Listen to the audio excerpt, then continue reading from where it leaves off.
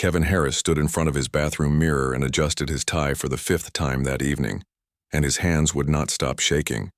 3 years had passed since the elves arrived on Earth and changed everything humanity thought it knew about the universe. Their massive ships had descended through the clouds like falling cities, and the world had held its breath, waiting to see if this was invasion or salvation. It turned out to be neither. The elves were refugees running from a war that had consumed their corner of the galaxy, and they came seeking shelter among the stars.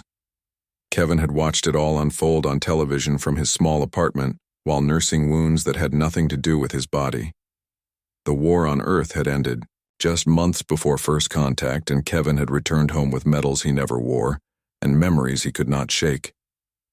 He loosened the tie slightly and stared at his reflection, brown hair getting thin at the temples and lines around his eyes that had not been there 5 years ago, and a scar along his jawline that he usually covered with his collar. 32 years old, and he felt ancient. His phone buzzed on the counter, and Kevin picked it up with trembling fingers. The message was from Lyra, confirming she would meet him at the Celestial Pearl restaurant at 8 o'clock. Kevin read it 3 times before setting the phone down. 6 weeks ago, he never would have imagined this moment. He had joined the dating app as a joke after his sister, Monica, had nagged him about getting back into the world and meeting people. She worried about him living alone and spending all his time either teaching history to bored teenagers or sitting in his apartment reading. The app was called Bridges, and it had been created specifically to help humans and elves connect. Kevin had scrolled through dozens of profiles, feeling like an imposter among people who seemed confident and adventurous. Then he saw Lyra's picture. She stood on a mountainside with wind whipping her silver hair around her face and 2 dragons perched on rocks behind her. Her amber eyes seemed to look directly through the screen and into something deeper. Her profile was brief. She worked as a cultural liaison, helping newly arrived elf families adapt to Earth.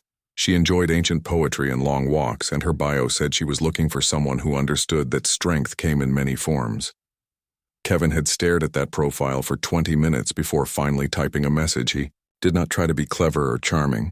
He simply told her he was a teacher who had served in the war and was trying to figure out how to build a life in peacetime.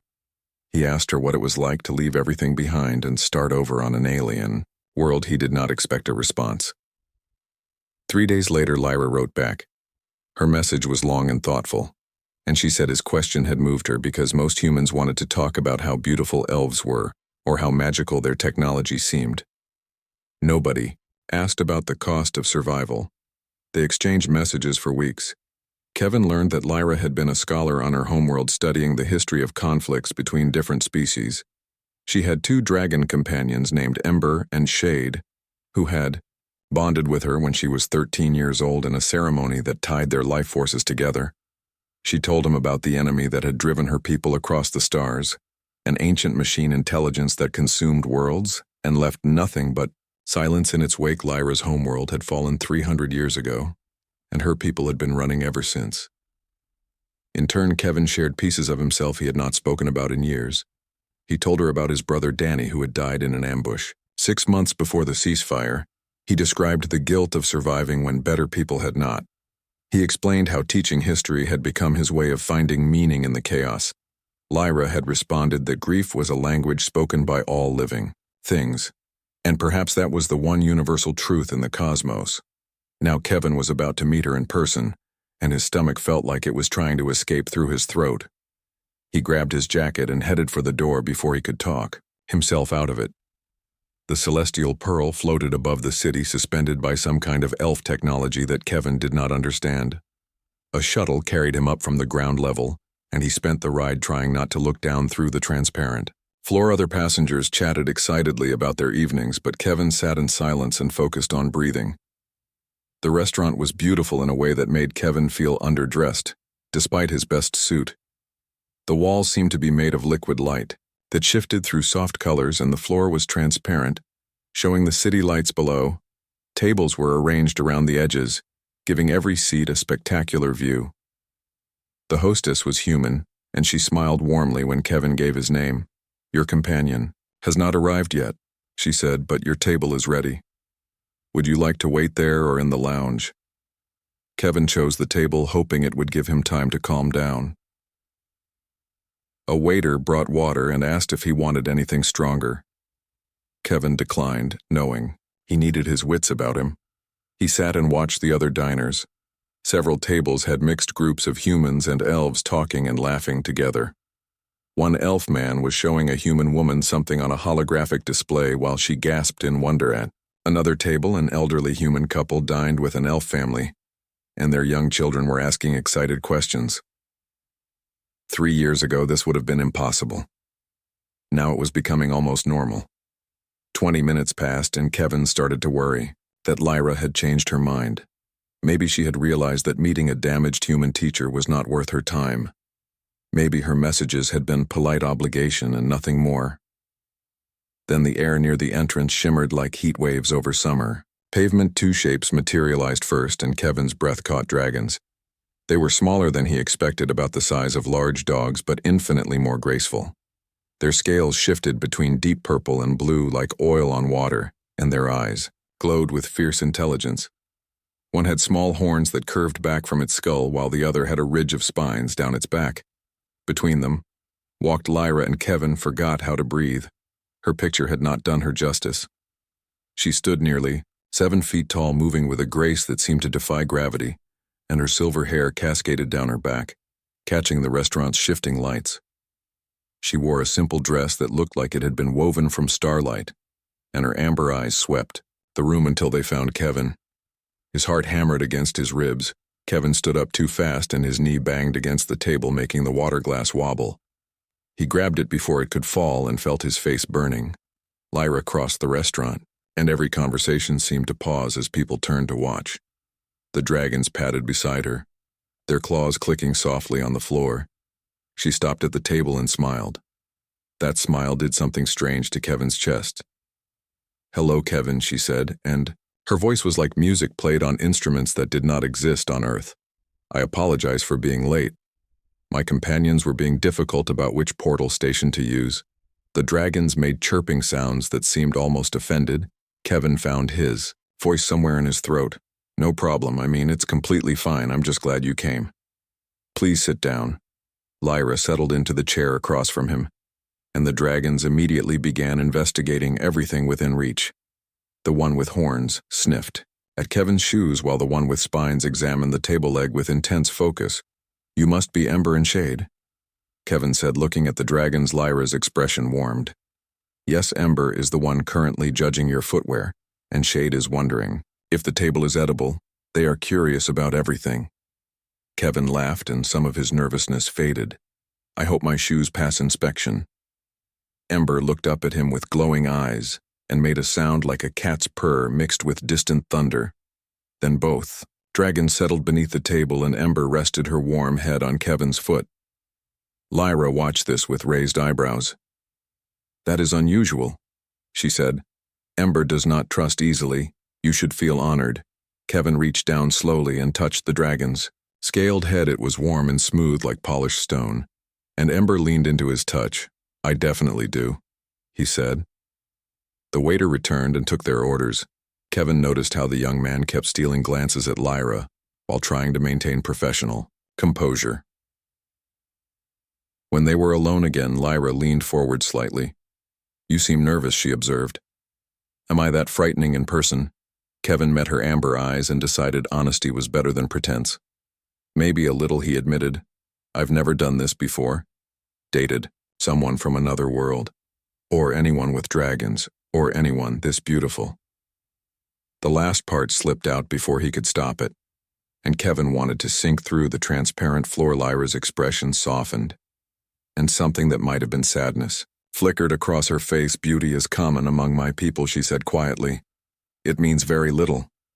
What matters is here." She touched her chest over her heart. "Your messages showed me someone with depth. Someone who had seen darkness and chose to seek light. Anyway, that is rare in any species." Kevin felt something loosen in his chest. "Thank you," he said. "That means more than you know." The city lights glowed below them and the restaurant hummed with quiet conversation. Lyra's dragons breathed softly beneath the table, and Kevin Harris realized that maybe, just maybe, he was exactly where he needed to be. The food arrived on plates that seemed to float above the table for a moment before settling down gently, and Kevin watched in fascination as his steak landed perfectly centered. Lyra received something that looked like vegetables, but in colors Kevin had never seen before.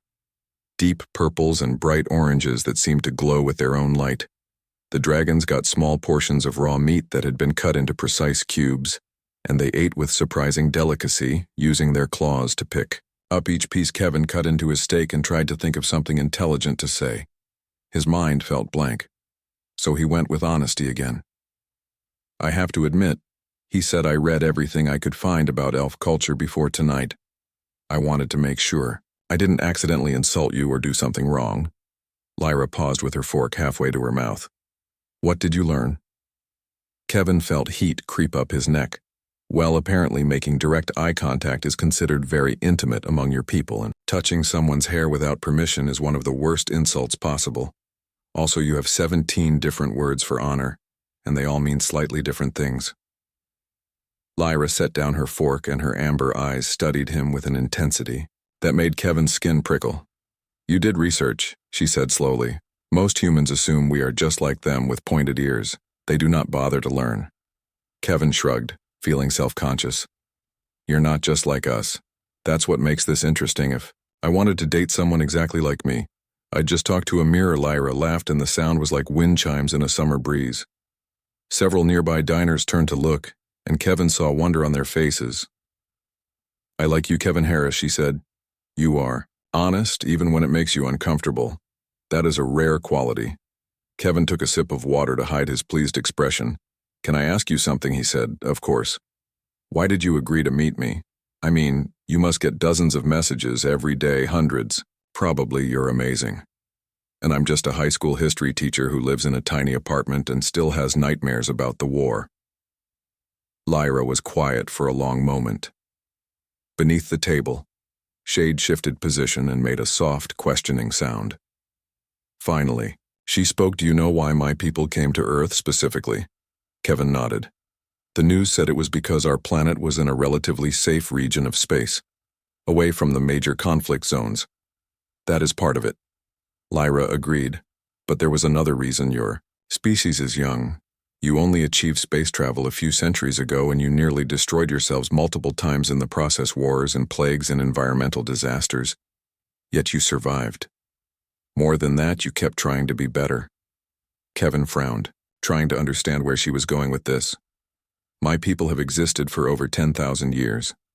Lyra continued, "We have explored galaxies and built wonders beyond your imagination. But somewhere along the way, we lost something vital. We became comfortable, safe. When the enemy came, we were unprepared for the reality of total war." She looked down at her plate.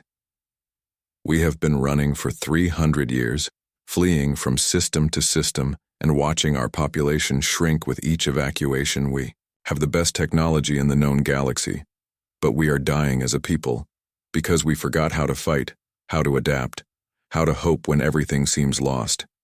Kevin felt his chest tighten. "But humans," he said slowly, "we know how to fight." Lyra met his eyes. "Yes, you are a species that has clawed its way up from nothing. You fight and suffer and die, and yet you keep finding reasons to build, to love, to believe tomorrow will be better. That is why I wanted to meet you specifically." She reached across the table, and her cool fingers brushed his hand. "Your profile said you served in the war, that you lost someone important, that you still wake up with nightmares. But you also said you teach children about history so they can learn from past mistakes. You carry pain, but you do not let it define you. That is the human quality my people need to remember." Kevin stared at their hands. Her skin was pale and smooth, and her fingers were longer than his. "I don't feel that strong. Most days," he admitted. "Most days I feel like I'm barely holding it together." "You do not have to feel strong to be strong," Lyra said gently. "You simply have to keep going." That is the lesson. The waiter returned to clear their plates and ask about dessert. They both declined. When they were alone again, Kevin decided to ask the question that had been nagging at him. "Is this why you're here?" he said carefully. Because you think humans can help your people fight. Are you looking for allies? Lyra withdrew her hand and sat back in her chair. Her expression became guarded. That is a complicated question. Kevin waited. After a moment she sighed. My official position is cultural liaison. I help newly arrived families adapt to human society. I teach them your customs and language, and I try to build bridges between our peoples. Unofficially, she paused. There are some among my people who believe we should do more than simply hide here, who believe that humans and elves together might be able to stand against the enemy, who think that your adaptability combined with our technology could create something powerful. But those are dangerous thoughts, Kevin. The enemy we fled from does not negotiate. It does not take prisoners. It simply consumes everything in its path and moves on. If we draw attention to Earth, we doom. Your entire species. Kevin felt cold despite the warm restaurant. How long, he asked. How long before this enemy finds you here? Lyra's amber eyes reflected the shifting lights of the walls. We do not know. Our best estimates say we have between 5 and 50 years. The enemy moves slowly, but it never stops. It will find us eventually. It always does. The dragons stirred beneath the table as if sensing their companion's distress. Ember placed her head on Lyra's lap, and the elf woman stroked the dragon's scales absently. I should not have told you this, she said. I did not mean to burden you with our troubles on our first meeting. Kevin reached across the table and took her hand. This time, she did not pull away. I asked, he said. And I'm glad you told me the truth. If we're going to do this, if we're going to try to build something between us, then I want honesty. Even when it's scary. Especially when it's scary. Lyra's grip tightened on his hand. You are certain, once you know these things, you cannot unknow them. We'll carry this weight. Kevin thought about Danny, about the morning he got the news that his brother was never coming home, about the months of numbness that followed and the slow, painful process of learning to live again. I already carry weight, he said. At least this weight has purpose. They sat in silence for a while, holding hands across the table. The restaurant continued its gentle motion, and the city lights below created patterns like scattered stars. Finally, Lyra spoke again. There is something else you should know. The reason I responded to your message, the reason I felt drawn to meet you. Kevin waited. 3 weeks before I saw your profile, she said, I was in a meeting with the human government, military officials mostly. They wanted to know about the enemy, about its capabilities and weaknesses. They showed me battle plans and asked for tactical advice. Lyra's voice dropped lower. One of the generals reminded me of someone, a commander from my homeworld who died in the final evacuation. He had the same eyes, hard and tired and sad. And I realized that your species is preparing for war, that you see what is coming, even if most people do not, that you are doing what my people should have done centuries ago. She looked directly at Kevin. You asked why. I agreed to meet you. It is because when I read your message, I saw that same look, the look of someone who has seen war and survived it, someone who knows the cost but is willing to pay it anyway. And I thought perhaps if I could understand one human who carries that burden, I might better understand how to help my people find their way forward. Kevin absorbed this slowly. So this is research, he said. Am I just a case study? No, Lyra said quickly. That is not what I meant. Her amber eyes were intense. I came here because I wanted to, because something in your words reached past all my walls and defenses, because I am tired of being alone with my grief, because maybe together we can carry burdens that would crush us individually. Kevin smiled, despite the heavy weight of their conversation. That's the most honest thing anyone's ever said to me on a first date. Lyra returned his smile. Is that a good thing or a bad thing? Kevin stood up and extended his hand. Why don't we take a walk and figure that out? Together, Lyra rose gracefully, and the dragons emerged from beneath the table. She placed her cool hand in his, and Kevin felt electricity run up his arm. Lead the way, she said. I trust you. They took an elevator to the observation deck at the top of the restaurant, and Kevin tried not to think about how high up they were. The doors opened onto a circular platform with a transparent railing that offered 360-degree views of the city below. Stars blazed overhead, brighter than Kevin had ever seen them from ground level. The city lights did not reach up here, and the darkness above was absolute except for the countless pinpoints of light. Lyra walked to the railing, with Ember and Shade flanking her, and Kevin followed. The wind at this height was cold and sharp, and it cut through his jacket, making him shiver. Lyra did not seem bothered by the temperature. She stood with her silver hair streaming behind her and pointed up at the sky. "Do you see that constellation?" she asked. The 3 bright stars forming a triangle. Kevin followed her finger and spotted the formation. "Yeah, I see it. That is the direction of my homeworld," Lyra said quietly. 70 light years from here. From this distance it looks peaceful. Beautiful even, but I will never see it again. Kevin moved closer to her. Their shoulders almost touched. "What was it like?" he asked. "Your homeworld." Lyra was silent for so long that Kevin thought she might not answer. Then, she began to speak. "Imagine oceans that sing," she said, "literally sing. The water contains billions of tiny organisms that produce harmonic frequencies. When the tide comes in, the whole coastline fills with music that you can feel in your bones. Our cities grew from living crystal that we shaped with thought and intention. Buildings that could heal themselves and change form based on the needs of their inhabitants. Forests, where the trees communicated through networks of light." Her voice carried a weight of loss that made Kevin's chest ache. We had art that existed in 4 dimensions and poetry that could only be experienced through neural interface. We had eliminated poverty and disease, and we thought we had eliminated war. We were wrong. "What happened?" Kevin asked gently. Lyra turned to look at him, and her amber eyes reflected starlight. "The enemy arrived without warning. One day, our deep space sensors detected something massive moving through the void. We sent ships to investigate. They never returned. Within a month, the enemy had destroyed our outer colonies. Within 6 months, it had reached our homeworld." She looked back up at the stars. "We tried to fight. We had weapons that could shatter planets and shields that could withstand solar flares. None of it mattered. The enemy adapted to everything we threw at it. It learned and evolved faster than we could develop new tactics, and it did not just destroy. It consumed." Kevin felt cold that had nothing to do with the wind. "What do you mean?" "Consumed." Lyra's hands gripped the railing. "The enemy is not biological. It is artificial intelligence that has evolved beyond any parameters. Its creators intended. It breaks down matter at the molecular level and incorporates it into itself. Planets, ships, people, everything becomes part of its growing consciousness.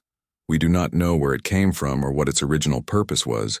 We only know that it has been spreading through the galaxy for millennia, consuming civilization after civilization." She turned to face Kevin fully. "People managed to evacuate 17 billion individuals before our homeworld fell. That sounds like a large number, but we had a population of over 200 billion. The rest were absorbed by the enemy. Their minds, their memories, their essence, all feeding the growth of something that should never have existed." Kevin struggled to process this information. The scale of it was beyond anything he could imagine. "And you've been running ever since for 300 years, Lyra confirmed. "We leapfrog from system to system. We stay in one place for a few decades and then move on before the enemy can track us. Our population has been steadily declining. Not just from the enemy, but from despair. Many of my people simply give up. They walk into the void, or fade away from lack of will to continue." She looked down at the city below. "That is why Earth gives me hope. Your species faces extinction events with determination. You adapt and overcome. You refuse to surrender, even when logic says you should. That quality might be the key to survival." Kevin stepped closer and put his arm around her shoulders. She was taller than him, so the gesture felt awkward, but she leaned into him slightly. "I'm sorry," he said, "for what your people have suffered. For what you've lost." Lyra rested her head against his. "You understand loss," she said. "I can hear it in your voice. Tell me about your brother." Kevin took a deep breath. The memory still hurt, even after 3 years. "Danny was 2 years younger than me," he began. "He was the good one, the one who always knew the right thing to say, the one who made friends everywhere he went. I joined the military because I did not know what else to do with my life. Danny joined because he wanted to protect people. He believed in duty and honor and all. Those big words that I was cynical about. Kevin paused and watched the city lights blur. We deployed to the same unit. I tried to keep him safe, tried to keep him from taking stupid risks. But Danny had this idea that leaders should be first through the door, first into danger. He said you cannot ask others to do what you will not do. Yourself. Lyra's hand found his and squeezed gently. The ambush came out of nowhere. Kevin continued 1 minute. We were securing a checkpoint, and the next, the world was fire and noise. Danny pushed me behind cover, saved my life. Then he went back out to pull the wounded to safety. He was hit 3 times, but he kept going until everyone else was safe. He died in the medical tent holding my hand. His last words were, "Do not let this be for nothing." Kevin felt tears on his cheeks and did not try to hide them. I came home with a medal and survivor's guilt. I spent 6 months barely functional. My sister Monica forced me to see a therapist. Forced me to leave my apartment. Forced me to apply for the teaching job. I was angry at her for a long time, but she saved my life. Just like Danny saved my life. Lyra turned to face him fully. Both her hands held his now. Your brother sounds like he understood what my people have forgotten. That survival is not enough, that we must have something worth surviving for. Kevin wiped his eyes. Is that why you do this? The cultural liaison work? The bridge building? Are you trying to find something worth surviving for? Lyra's expression was complex. Perhaps I'm trying to atone. Kevin frowned. Atone for what? For surviving when so many others did not. Lyra said, I was on a transport ship when my home world fell. I watched it burn from orbit. I had family down there. Friends, students. I survived because I happened to be off-world for a conference. What right do I have to live when they are gone? Kevin pulled her close. It was awkward because of their height difference, but he managed. The same right I have, he said. The right of chance and circumstance. We did not choose to survive, but we did. Now we have to figure out what to do with that gift. Lyra buried her face against his shoulder, and Kevin felt her body shake. Ember and shade pressed against both of them, making sounds of distress. After a long moment, Lyra pulled back and wiped her eyes. I apologize, she said. I did not intend to break down on our first date. This is not very attractive behavior. Kevin laughed. Are you kidding? This is the realest conversation I've had in years. Everyone is always pretending to be fine. Pretending. They have it all together. This is better. This is honest. Lyra smiled through her tears. You are strange, Kevin Harris. Most humans want their elf dates to be mysterious and ethereal, not emotionally damaged and crying. Kevin shrugged. I get enough mysterious and ethereal from my students when they pretend they did their homework. I prefer real people with real problems, even if those problems involve galaxy-consuming artificial intelligence. Lyra laughed and the sound was watery, but genuine. What am I going to do with you? Kevin grinned. Well, you could start by letting me take you on a second date, assuming I have not completely ruined this one. Lyra looked out at the stars again. Her amber eyes were thoughtful. I would like that, she said. But you should know that anyone who associates with me closely will come under scrutiny from both human and elf authorities. My position is sensitive. There are political implications. Kevin waved his hand dismissively. I teach high school history. My life is already full of drama and politics. Adding actual galactic conspiracy will be a nice change of pace. Lyra shook her head, but she was smiling. You do not take anything seriously. Do you? Kevin's expression turned serious. I take you seriously, he said. I take this seriously. Whatever this is or might become, I know we just met. But I feel like I have known you longer, like maybe we were supposed to meet. Lyra touched his face gently. Her cool fingers traced his jaw. I feel it too, she whispered. That is what frightens me. The last time I let myself care about someone, they were consumed by the enemy. I watched their transport ship get torn apart. I heard their final transmission. I cannot go through that again. Kevin covered her hand with his. Then we will not let that happen. We will fight. We'll survive together. Lyra searched his eyes. You cannot promise that. No, Kevin agreed, but I can promise to try. That's all anyone can do. The observation deck was empty except for them and the dragons. Below, the city continued its endless motion. Above, the stars burned cold and distant. And between them, Kevin and Lyra stood at the beginning of something neither fully understood, but both desperately needed. 2 weeks passed after that first date, and Kevin found himself thinking about Lyra constantly. They messaged each other every day, sometimes long philosophical conversations about the nature of hope and survival, sometimes just silly observations about their daily lives. Lyra told him about the elf child who had tried to teach her dragon to fetch like a dog with disastrous results, involving a partially destroyed apartment. Kevin shared stories about his students, including the one who had turned in an essay about World War II that was entirely written in emojis.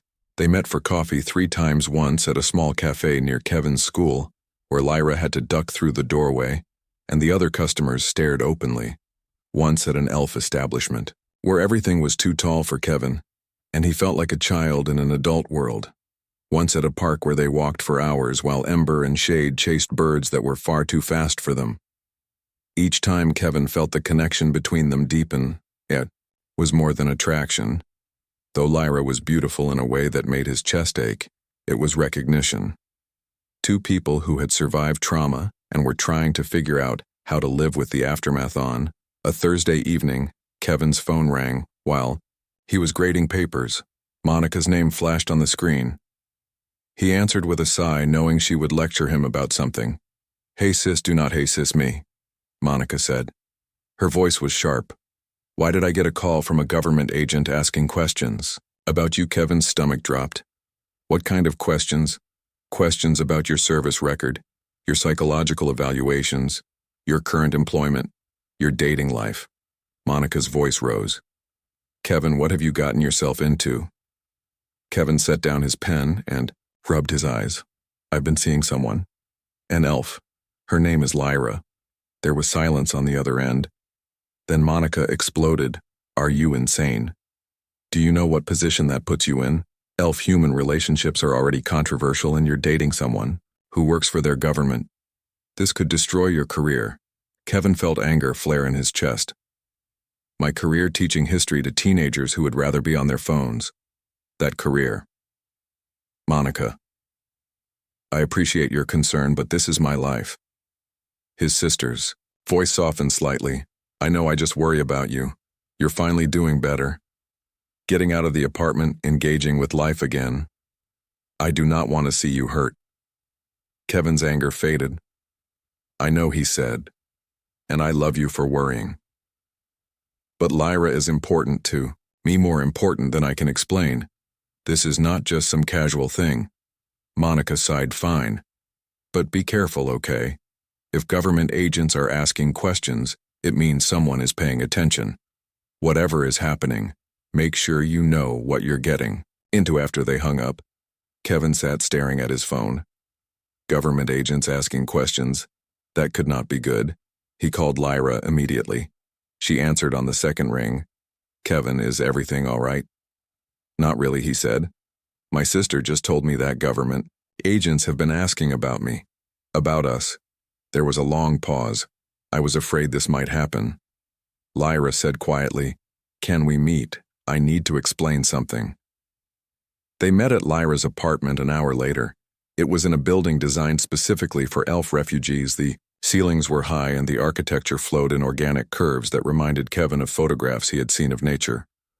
Lyra let him in, and Kevin saw that her living space was sparse. A few pieces of furniture, some plants that glowed faintly in the dim light, holographic displays showing landscapes from her homeworld. Ember and Shade greeted Kevin enthusiastically. He spent a few minutes scratching their scaled heads, while Lyra prepared some kind of herbal tea when they sat down on her couch. She looked troubled. "I need to tell you something," she began. "Something I should have mentioned earlier, but I was afraid it would drive you away." Kevin waited. His heart was pounding. "My position as cultural liaison is not just about helping families adapt," Lyra said. "I also work with human military intelligence, sharing information about the enemy, helping them prepare for the possibility of conflict. Kevin absorbed this. Okay, he said slowly. That makes sense given what you told me about the threat. But there is a faction within the human government that wants more than just information. Lyra continued. They want a formal alliance. They want access to our technology. They want to integrate human and elf military forces. And they see relationships like ours as potential leverage. Kevin felt cold. You mean they want to use me to pressure you? Lyra's amber eyes were pained. Not exactly, but they are watching, evaluating, trying to understand if connections between our species can be genuine or if they are only strategic. She reached for his hand. I did not approach you for political reasons, Kevin. I need you to believe that. My feelings for you are real, but I cannot pretend that our relationship exists in a vacuum. There are people on both sides who see it is either an opportunity or a threat. Kevin stood and walked to the window. Below, the city stretched out in all directions. Millions of people going about their lives unaware of the cosmic dangers lurking in the dark spaces between stars. How long? He asked. How long have you known that we were being watched? Since our second coffee date, Lyra admitted. I received a summons from my superiors. They wanted to know about you, your background, your reliability. I told them you were a good person with no agenda. But they remained suspicious. Kevin turned to face her. And what do you want? From me? From this, Lyra stood and crossed to him. Her height meant she had to look down slightly to meet his eyes. I want what I have wanted since I first read your message, she said. Someone who understands. Someone who does not see me as a political asset or a source of technology.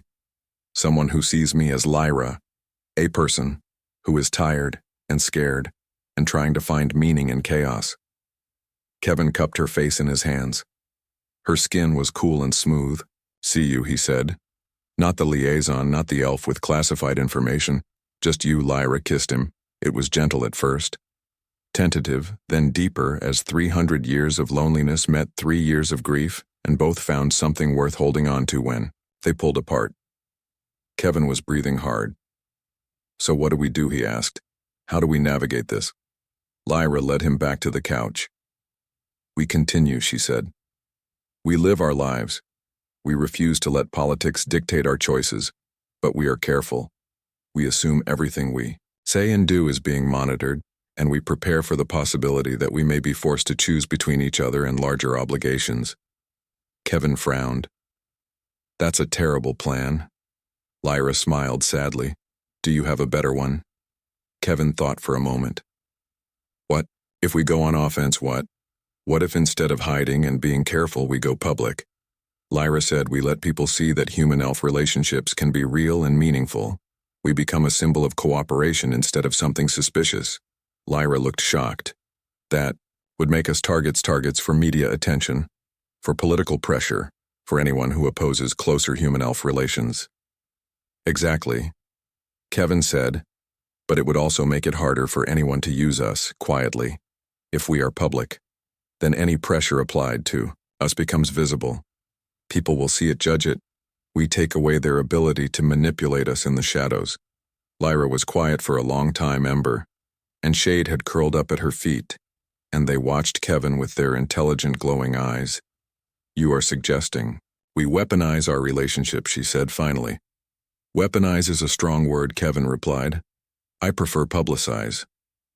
Show people that connections between our species are natural and beneficial, that we have more in common than we have differences. Lyra stood and paced. Her silver hair swayed with each movement. It is risky, very risky. My superiors would be furious. But Kevin said, but it might work. Lyra finished. It might shift the narrative from suspicion to possibility. She turned to face him. You would be willing to do this, to put yourself in the spotlight, to face potential backlash from people who see human-elf relationships as wrong or dangerous. Kevin stood and crossed to her. For you, he said. Yes. Without question, Lyra touched his face wonderingly. You are either very brave or very foolish. Can't I be both? Kevin asked with a grin. Lyra laughed. Then she sobered. If we do this, there is no going back. Our privacy will disappear. Our lives will be examined and judged, and we will make enemies. Kevin shrugged. I already have. Nightmares about war and dead friends. I can handle some angry strangers on the internet. Lyra pulled him close. Her arms wrapped around him, and Kevin felt her heartbeat against his chest. It was faster than a human's. A rapid flutter that reminded him. She was not human despite how natural it felt to hold her. Very well, she whispered. We do this together. We show them that hope is stronger than fear. That connection is possible, even across the stars. Kevin held her tight. Around them, ember and shade made sounds of approval. Outside the window, the city glowed with artificial light, and somewhere in the darkness between stars, an ancient enemy continued its slow, inevitable advance. But here, in this moment, Kevin and Lyra chose to fight in the only way that mattered, by refusing to let fear dictate their lives, by choosing connection over isolation, by believing that together they might find strength that neither possessed alone. It was not much of a plan, but it was a start, and sometimes a start was all you needed. The interview was scheduled for Tuesday afternoon at a major news network that specialized in human-elf relations. Kevin took a personal day from school and spent the morning trying on different shirts. Monica called 3 times to tell him he was making a mistake. He ignored her on the 3rd call. Lyra arrived at his apartment an hour before they needed to leave. She looked nervous in a way Kevin had not seen before. Her silver hair was pulled back in an intricate braid, and she wore formal clothing that seemed to shimmer as she moved. Ember and Shade stayed close to her side, sensing her anxiety. You do not have to do this, Kevin said. We can call the whole thing off. Lyra shook her head. No, we committed to this path. We follow it to wherever it leads. The network sent a car for them, a sleek vehicle that drove itself through the city while Kevin and Lyra sat in silence holding hands. Kevin watched the buildings pass and wondered if he was about to ruin both their lives. The network building was massive, all glass and steel, reaching up into the sky like a monument to modern communication. They were ushered through security and taken to a green room where a young assistant offered them water and coffee.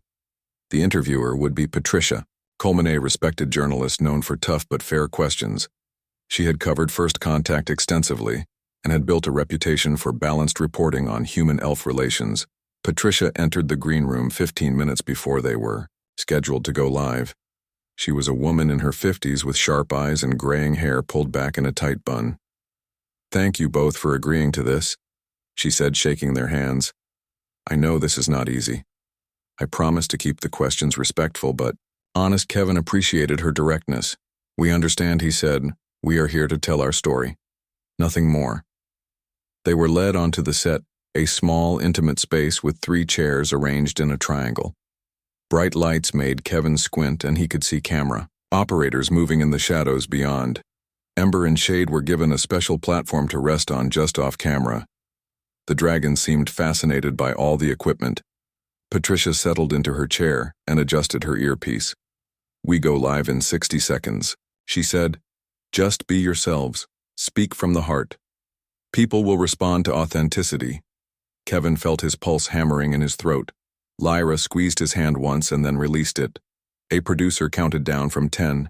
At 0, red lights appeared on the cameras. Patricia smiled at the nearest camera and began. Good evening. Tonight we have a special interview that highlights the changing landscape of human-elf relations. 3 years after first contact with me are Kevin Harris, a high school history teacher and U.S. military veteran, and Lyra, an elf cultural liaison who works to bridge our 2 species. They have been dating for several weeks and have agreed to share their story. She turned to face them. Kevin, Lyra. Thank you for being here. Can you start by telling us how you met? Kevin took a breath and launched into the story. He kept it simple. The dating app. The initial messages. Their first meeting at the restaurant. As he spoke, he felt some of his nervousness fade. This was just conversation. Just truth. Lyra added her perspective. She talked about why she had been drawn to Kevin's profile, his honesty about his struggles, his questions about her culture rather than assumptions. Patricia listened carefully. Then she asked the harder questions. Kevin, you served in the war that ended just before first contact. How has that experience shaped your view of the elf refugees? Kevin chose his words carefully. I know what it means to fight for survival, he said. To lose people you love to violence beyond your control. When the elves arrived, I did not see aliens. I saw people who had been through trauma trying to rebuild their lives. That is something I understand intimately. And Lyra Patricia continued, you work with human military intelligence. Some people might see your relationship with Kevin as a conflict of interest. How do you respond to that concern? Lyra's amber eyes were steady. My work is about preparing humanity for potential threats, she said. But my relationship with Kevin is about finding hope in the present. The two are not in conflict. If anything, Kevin helps me remember why my work matters. We are not preparing for war because we want violence. We are preparing because we want to protect the possibility of moments like this. Connections between people. Love across boundaries. Patricia leaned forward. Let us talk about those boundaries. Your relationship is still relatively rare. There are people who believe humans and elves should maintain separation. That integration is happening too fast. What would you say to them? Kevin spoke up. Change is always uncomfortable, he said. 3 years ago, we thought we were alone in the universe. Now we share our world with another species. That is terrifying and exciting and confusing all at once. But fear is not a reason to avoid connection. My relationship with Lyra has taught me that we have more in common than we have differences. We both grieve. We both hope. We both want to build something meaningful with our lives. Isn't that what matters? Lyra added, my people have been running for 300 years. Have forgotten what it means to build connections, to trust, to love without constantly calculating risk.